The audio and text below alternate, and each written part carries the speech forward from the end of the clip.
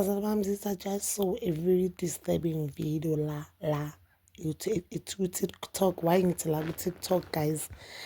It is disturbing to me. I know I'm a puzzled. What is so disturbing about this video, guys? I saw amajiji ajabulele siyacela asarandi siyacela. You know why this is a very disturbing video to me.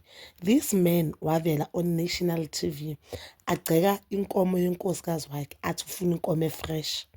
This man uvela on national TV athi yena avuma ukuthi yena yamshaya inkosikazi wakhe and akayiboni into wrong and akazimiselanga ukutshintsha, akazi ukutshintsha anytime soon.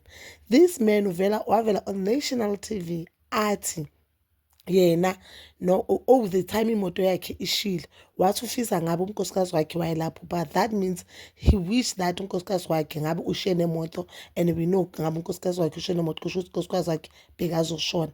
Then these young girls, then you see these young girls abaziphethe kahle, guys, you know ukuthi ukuba itshitshi kule society futhi especially laba abahlala la emalokishini like mina kimi ngibabona nje angazi ngathini ama-princess kimi because we know impilo yaselokishini iyashesha, guys. Impilo yaselokishini iyashesha.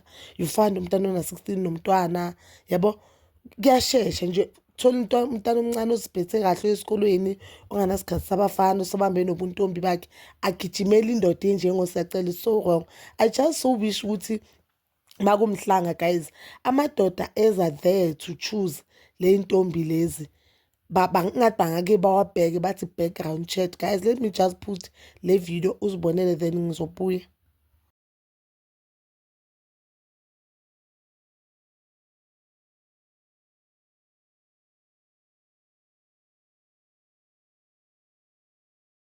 Bazala bamzitho ezinani nizibonele ne ithi ngiqale futhi. Hi bazala bamzitho, welcome to Life with Magatsheni. I am uMagatsheni. So guys, ezinani nizibonele, guys, these kids, I'm not sure whether bamjabulele ngoba bacabanga ukuthi i-celebrity and the fact that bamjabulele, that means they do watch isencane lengane and I don't know whether they understand ukuthi le nto yenzeka kuthando it's wrong.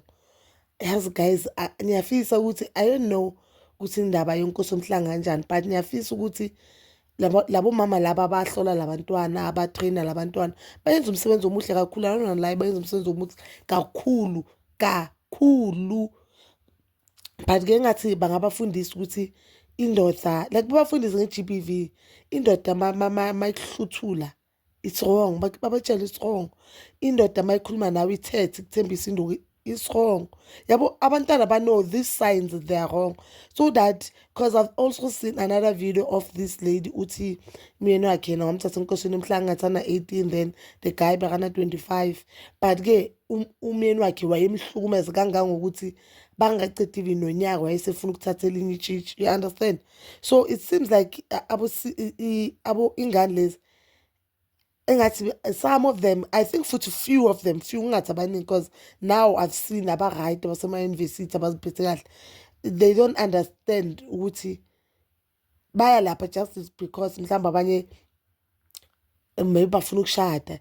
I think kumele ba-understand le nto uyenzela wena ukuzithanda kwakho. You understand? Because I don't know ukuthi why bamjabulele kangaka usiyacela or yilo ukuthi mina ngathiwa usiyacela. I don't know, guys, but I do know le nto usiyacela oyenza kuthando it's wrong.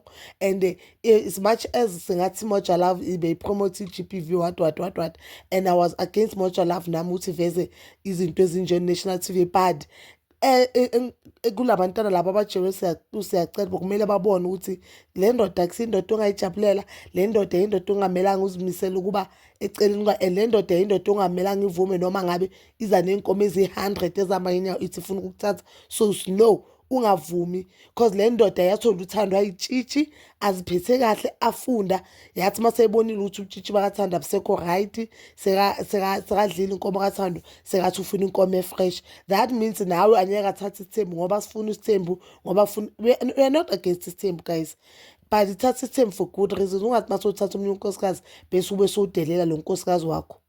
So bazala bamzitho, please comment down below umbono wakho and please don't forget to like, subscribe, share and hit that notification button. Nginithanda ukuya nokubuya.